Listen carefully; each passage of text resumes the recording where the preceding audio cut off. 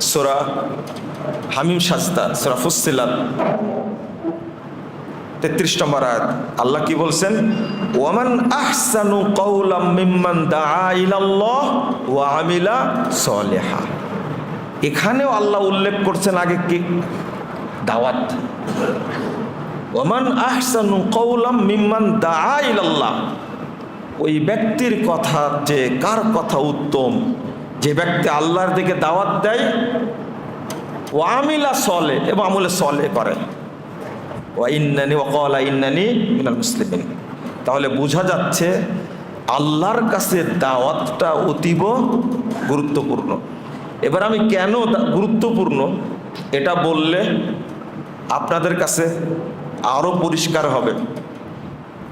এই আয়াত নিয়ে এসে ইমাম ইবনুল কাইয়িম রাহিমাহুল্লাহ তিনি বলছেন, আশরাফু মাকামাতিল আবদ ওয়া আজাল্লুহা ওয়া আফজালুহা আদ-দাওয়াতু ইলাল্লাহ। বান্দা যত কাজ করে, সালাত, সিয়াম, হজ, যাকাত, দাওয়াত, যত কাজ করে, তার মধ্যে আল্লাহর কাছে সবচেয়ে মর্যাদাপূর্ণ, সবচেয়ে ফজিলতপূর্ণ, সবচেয়ে দামি কাজ হলো আদ-দাওয়াতু ইলাল্লাহ, আল্লাহর দিকে দাওয়াত দেওয়া, সবচেয়ে উত্তম কাজ। আর আপনারা তো জানেন দাওয়াত ছাড়া সালাত পাওয়া যাবে? আগে তো দাওয়াত। কিসের দাওয়াত? আগে তাওহীদের দাওয়াত। ইমাম ইবনু বাজ রাহিমাহুল্লাহ তিনি বলছেন, আদ-দাওয়াতু ইলাল্লাহ শানুহা আযীম। দাওয়াত দেওয়াটা অনেক বড় ব্যাপার। শানুহা আযীম, সবচেয়ে বড় শরীয়তের আমল হলো দাওয়াত দেওয়া। ওয়াহিয়া মিন আহাম্মিল ফুরুজ ওয়াল ওয়াজিবাত আলাল মুসলিমিন। যত ফরজ আছে, যত ওয়াজিব আছে, তার মধ্যে সবচেয়ে গুরুত্বপূর্ণ কাজ হলো দাওয়াত দেওয়া।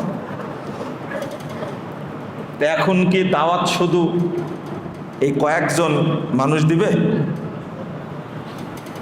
আমি যে একটা কথা মাঝে মাঝেই বলি, আজকেও বলেছি, আহলে হাদিসদের প্রত্যেকটা নারী পুরুষ সবার উপরে ওয়াজিব হলো দাওয়াতি কাজ করা। এখান থেকে কেউ বাদ যাবে না। ইমাম ইবনে তাইমিয়া রাহিমাহুল্লাহ এই আয়াত উল্লেখ করে বলছেন, আদ-দাওয়াতু ইলাল্লাহ তাজিবু আলা কুল্লি মুসলিমিন ওয়া ইন কানা ফারজুল কিফায়া।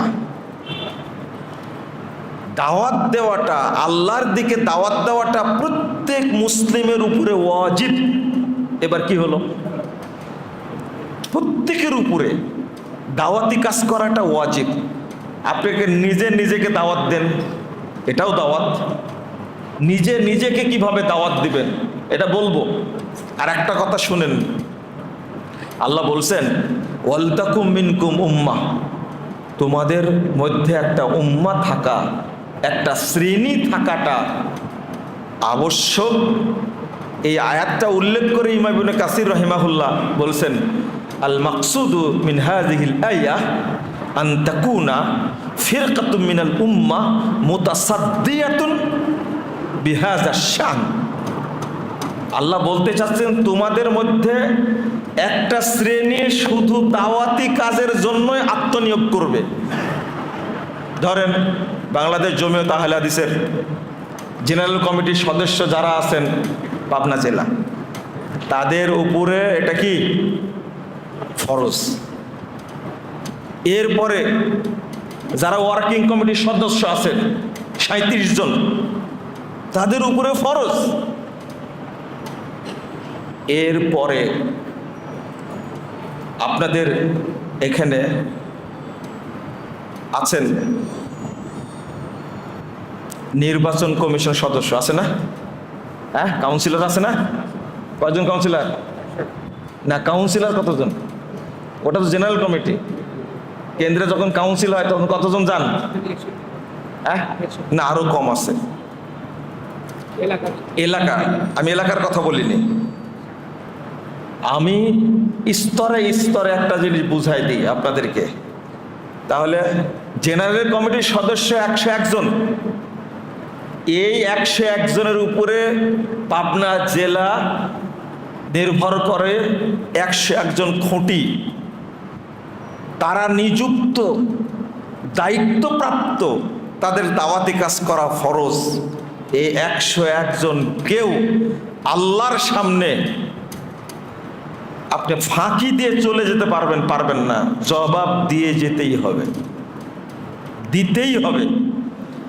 এরপরে ওয়ার্কিং কমিটির সদস্য 37 জন, তাদেরকে জবাব দিতেই হবে। এরপরে নির্বাহী কমিটির সদস্য কয়জন? 19 জন। তাহলে আমি ভাগ ভাগ করে দিলাম আপনাদেরকে।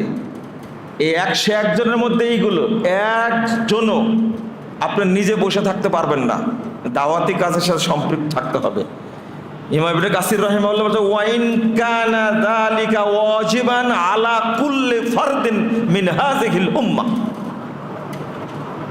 যদিও প্রত্যেক ব্যক্তির উপরে দাওয়াতটা দেওয়া ফরজ, বিশেষ করে একটা শ্রেণীর উপরে এটা ফরজ। আমি হয়তো আপনাদের বোঝাতে পারি, রাগ করছেন নাকি আপনারা? হ্যাঁ, রাগ করার সুযোগ নাই এখানে। আপনিও আল্লাহর চাকর, আমিও কি আল্লাহর চাকর। ঘর কিন্তু সবার একরকমই, তাই না? মারা গেলে আপনার ঘর আলাদা হবে? হ্যাঁ, আমার ঘর কি আলাদা হবে? আপনার কাপড় আমার কাপড় কি আলাদা হবে? না, একই। সবাই মনে করতে হবে আমরা আল্লাহর কামলা। এই চিন্তা যদি মাথায় থাকে, তখন প্রতিযোগিতা তৈরি হবে, দেখি কে কত নেকি আল্লাহর কাছে পাবে। কিন্তু একটা যদি আপনি যদি বসে থাকেন,